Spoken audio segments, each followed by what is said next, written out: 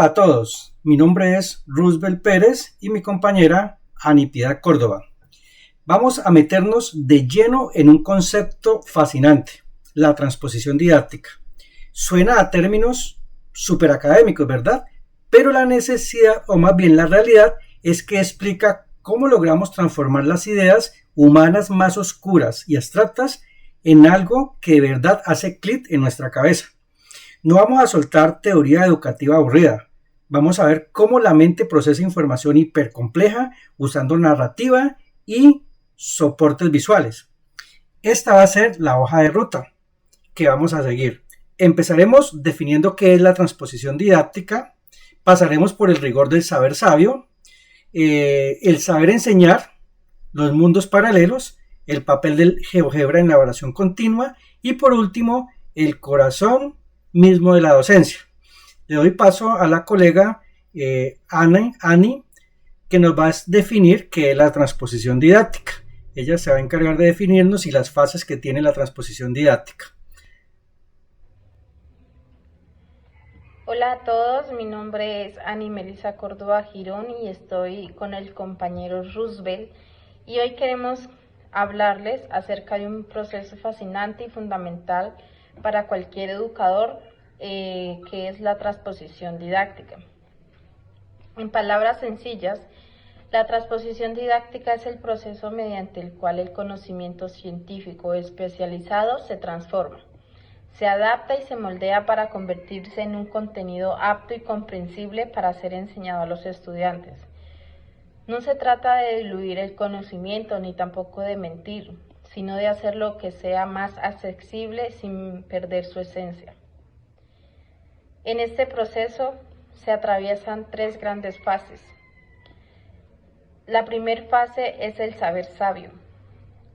Este es el conocimiento puro tal como lo producen los científicos e investigadores matemáticos en las academias. La segunda fase es el saber a enseñar. Este es el conocimiento que ya ha sido seleccionado, organizado y delimitado en los currículos, en los planes de estudio y los libros de texto. Como tercer fase tenemos el saber enseñado. Este es lo que realmente ocurre en el aula de clase, la forma en la que el docente a través de sus estrategias, recursos y dinámicas reconstruye ese saber junto a sus estudiantes. Seguido de esto tenemos la selección del concepto matemático. Para mostrar cómo funciona este proceso en la práctica, hemos seleccionado un concepto que suele ser un dolor de cabeza, el cual es el álgebra lineal universitaria, el concepto de base y cambio de base, el cual hemos transpuesto didácticamente bajo la metáfora especial de mundos paralelos. Este concepto trata sobre cómo un mismo objeto geométrico, o sea un vector, puede ser descrito y medido con diferentes reglas o sistemas de referencia. Consideramos que es crucial enseñarlo de una manera innovadora, porque tradicionalmente se enseña como un algoritmo mecánico de matrices, y esto es lo que genera una concepción rígida y absoluta del plano cartesiano, e impide que el estudiante se desarrolle de un verdadero pensamiento estructural. Bueno, complementando lo que dice la compañera Ani, ¿dónde está la fase del saber sabio? Donde se refiere a la parte del teorema fundamental o el teorema formal de cambio de base, de espacios vectoriales y matrices de transición en el libro de Stanley Grossman o en el libro de Holman. ¿Dónde está el saber enseñar en lo que nosotros vamos a hacer de transposición didáctica? Está en el currículo de matemáticas, donde dice que pensemos en la unidad 4, se va a explicar espacios vectoriales, tema, bases y cambio de bases en R2 y en R3. ¿Y dónde está el saber enseñado? Pues se refiere a la parte de la analogía de los mundos paralelos. Las cuadrículas se refiere a esa parte de los mundos paralelos, donde yo voy a explicar de que el plano cartesiano no es el plano tradicional, siempre va a ser el plano tradicional, sino que es otro tipo de se puede formar otro tipo de plano. Entonces, empecemos primero por lo que nos presentan los libros. Entonces, si nosotros miramos el libro de Stanley Grossman, Álgebra Lineal, ¿cómo lo define Stanley Grossman el concepto de base? Entonces, Stanley Grossman nos dice que una base es un conjunto de vectores el cual debe cumplir ciertas condiciones. Dice que debe cumplir que los vectores son linealmente independientes y que generan B. ¿A qué se refiere que los vectores sean linealmente independientes? Se refiere a que, en pocas palabras, en R2, que los dos vectores tengan un ángulo. Y que generen, se refiere a esta parte. Cuando habla de generación, vamos a mirarlo con una gráfica en GeoGebra. Vamos a mirarlo aquí, la parte de generación. Entonces pensemos en estos dos vectores que están aquí en Fusia. Estos dos vectores, al ser multiplicados por escalares y sumados, me generan este vector que está aquí en rojo, que es el punto B, y está ubicado aquí en el primer cuadrante.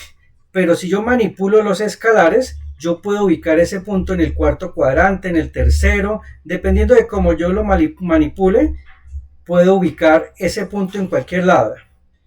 Entonces, eso es una combinación lineal y eso es a lo que se refiere la generación. Quiere decir que dependiendo de los escalares que yo escoja adecuadamente, yo puedo generar cualquier punto en el plano cartesiano. Eso es la definición de base, la definición del libro. Ahora, ¿qué es lo que queremos nosotros con la transposición didáctica o qué es lo que queremos transponer? Ese concepto tan abstracto que dice que base solamente es conjunto de vectores LI y que generen. Pues nosotros vamos a mirarlo desde otro enfoque. ¿Qué es lo que vamos a hacer? Vamos a mirarlo con este GeoGebra, con esta nueva presentación, y vamos a mirarlo de esta forma. Pensemos en esto. Tenemos una cuadrícula vacía en GeoGebra y vamos a poner aquí el mundo tradicional. Quiere decir, el mundo de Renato Descartes, el plano cartesiano tradicional, donde los desplazamientos son el ángulo entre las dos rectas es de 90 grados y los desplazamientos son hacia la derecha y hacia la izquierda una unidad. Se mueve de uno en uno y lo mismo en Y. Si yo quiero ubicar este punto, pongámosle T, me tengo que desplazar 6 unidades a la derecha y subir 6 unidades hacia arriba. Eso es, digamos, la base canónica. Pero resulta que lo que yo quiero transponer es que si yo utilizo otra base, pensemos en esto, en estos dos vectores, el vector que está en rojito y el vector que está en azulito, el vector 2,1 y el vector menos 1,1. Si a nosotros nos lo explican, nos lo muestran de esta forma, como si fuera una combinación lineal, lo que dice acá. Pongámosle ese punto 6,6 que está acá. Los libros dicen que ese punto 6,6 salió ¿de qué? De la combinación lineal de los dos vectores 2,1 y menos 1,1 multiplicados por los escalares específicos 4,2 y eso me genera el vector 6,6. Hasta ahí llegan los libros. Quiere decir que ese 6,6 sale de multiplicar dos vectores, que es este vector rojito y este vector azulito, multiplicado por los escalares 4,2 y listo. Eso es lo que nos explican en los libros. Pero entonces lo que yo quiero transponer es mostrarle a los estudiantes que en realidad esos vectores 2,1 y menos 1,1, si yo quito la cuadrícula tradicional, quito esta cuadrícula, yo puedo pensar de que ese es un mundo paralelo, quiere decir otro plano cartesiano que está rotado, que tiene un ángulo diferente al de 90 grados y que la métrica cambia, porque analicemos la métrica de esto. Analicemos la métrica. Una unidad acá es más grande que la unidad en el plano tradicional. ¿Cuánto mide ese vector que está en rojito? Mide raíz de 5 unidades. ¿Por qué? Porque me desplazo 2 y subo 1, esa es la hipotenusa, mide raíz de 5. ¿Y cuánto mide el vector que está en azulito? Mide raíz de 2. Entonces quiere decir que los desplazamientos de este vector hacia la derecha o hacia la izquierda son de raíz de 5 unidades, pero en ese mundo no se dice raíz de 5, no se dice una unidad, 2 unidades, 3 unidades, 4 unidades y subo una unidad y subo 2. Quiere decir que en este mundo, para desplazarme al punto T, debo desplazarme 4 unidades a la derecha y subir 2 unidades. Eso es lo que se ve en este mundo paralelo. ¿Cómo lo ve el mundo tradicional? El mundo tradicional dice, para yo llegar a ese punto T, me tengo que desplazar 6 unidades a la derecha y subir 6 unidades a la izquierda. Entonces, yo necesito como un traductor, como si yo estuviera hablando en inglés y en español. Entonces yo digo, ¿cómo se dice hola en español? Pues hola. Y en inglés, hello. Entonces yo necesito ese traductor. Y entonces resulta que hay un traductor que me transforma este punto 6,6 en el punto 4,2. ¿Cómo lo hace? Entonces vamos a hacer un ejemplo con un objeto. Vamos a tomar un objeto.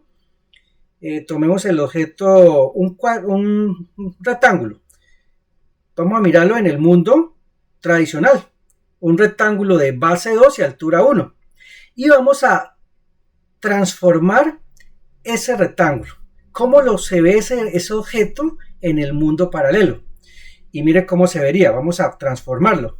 Mire que ese objeto se ve más grande, porque aquí se está más grande. Pero si lo analizamos, tiene lo mismo. Tiene base 2 y altura 2. Lógico, está más grande, pero en el mundo paralelo, las dimensiones de la X y la Y son más grandes. Entonces mide lo mismo. Si lo analizamos, mide lo mismo. Base 2 y altura 1. Que comparado con el mundo tradicional, el canónico, pues se ve más grande. ¿Sí? Pero entonces, miremoslo desde otro enfoque. Voy a devolver la transformación. Devolvamos la transformación acá. Quitemos este polígono y vamos a hacer otro análisis. Mire que estas coordenadas que aparecen aquí, 4, 2, 1, más 2 por menos 1, 1. Mire lo que está diciendo acá. Que yo cojo el vector 2,1 y me muevo 4 veces en ese vector. Quiere decir, cuando yo hago esto, me desplazo 1 unidad, 2 unidades, 3 unidades, 4 unidades a la derecha. Y dice que me desplazo 2 unidades a lo largo del vector menos 1, 1. Quiere decir, a lo largo de este eje. Entonces estoy acá y me desplazo 1 unidad y 2 unidades. Entonces a esto se le llaman las coordenadas del vector en esta base. Quiere decir que las coordenadas de ese vector son 4,2. Que en otras palabras es cómo lo ve el mundo paralelo. Quiere decir que en el mundo paralelo es 4,2, pero en el mundo tradicional, ¿eso qué es? 6,6. ¿Qué es lo bueno? ¿Cuál es la transposición aquí? La transposición didáctica, el saber enseñado. ¿Qué es lo que se está haciendo diferente? Que nosotros no estamos viendo solamente esto que está acá, esta combinación lineal. No, nosotros le estamos diciendo al estudiante que ese vector 2,1 y ese menos 1,1 en realidad ¿qué son? Es otro mundo, otra cuadrícula, otro plano cartesiano con unas métricas diferentes. Ya la métrica no es un 1, el mundo normal, sino que es raíz de 5, pero para ese mundo ese raíz de 5 es un 1, es una unidad. Esa es la diferencia. Y que existen diferentes o infinitos mundos paralelos. Porque si yo cambio este vector 2,1 y este menos 1,1, pues le cambio la métrica. Entonces, esa es la parte de la transposición didáctica. Sin dañar la rigurosidad, hemos definido el concepto de base sin perder el rigor matemático. Entonces, ahí es donde estamos hablando de transposición didáctica. Entonces, resumiendo, la transposición didáctica pues tiene tres fases, que es el saber sabio, el saber enseñar y el saber enseñado. El saber sabio es el concepto riguroso de base, la definición del libro de Stanley Grossman. El saber enseñar es lo que me pide, digamos, el claustro de la universidad, donde me dice, vea, usted tiene que explicar el concepto de espacios vectoriales y explicar qué es una base.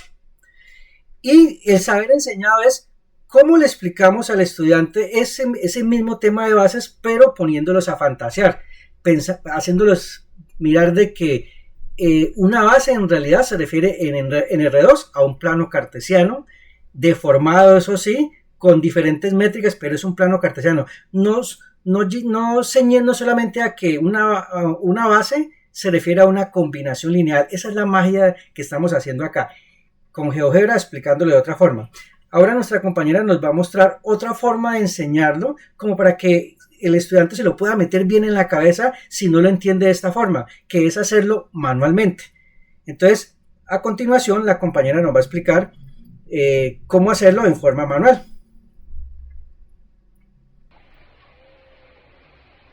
La transposición didáctica exige una constante autorreflexión. Si durante la marcha notamos que los estudiantes se confunden con la terminología o la manipulación en el software, implementaremos las siguientes adaptaciones. La primera adaptación es el anclaje en lo concreto. Si la abstracción en GeoGebra es muy rápida, lo utilizaremos es papel cuadriculado e hilos de colores sobre la mesa para piscar y rotar los ejes, los coordenados de la forma manual. La otra sería el andamiaje lingüístico, que es si la palabra subespacio asusta, reforzaremos la idea de un subespacio, es simplemente una línea de tren o un piso flotante dentro de nuestro universo tridimensional. El tercero que tendríamos es el cambio de ritmo. Priorizaremos la comprensión cualitativa e intuitiva de los muchos paralelos antes de introducir las fórmulas algebraicas pesadas.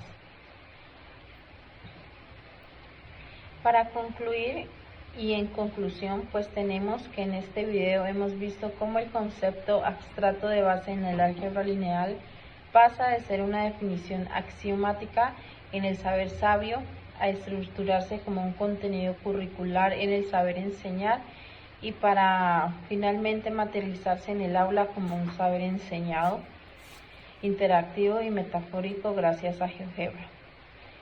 La transposición didáctica es el corazón de la educación matemática. Esta nos demuestra que nuestra labor como docentes de maestría no es repetir memorísticamente los libros de texto, sino ser puentes intelectuales que ayuden a transformar la ciencia en experiencias que sean significativas, vivas y accesibles para todos los estudiantes. Muchas gracias. Por último, tenemos las referencias bibliográficas que utilizamos para lo de la investigación que se utilizó a Browson, a Chamberlain, a Lacap, a Strang. Eso sería. Muchísimas gracias por su atención.